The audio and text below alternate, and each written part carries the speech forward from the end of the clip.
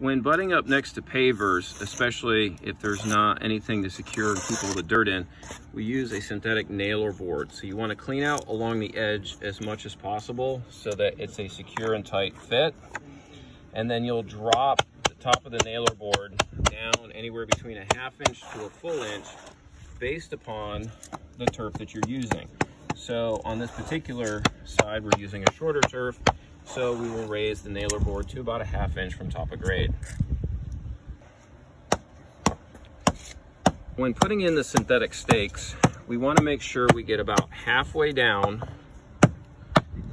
the edge of the nailer board so that as we backfill and run the compactor over top, the compactor has enough room to decompress or compress the material and not dislodge the stake or create a bump.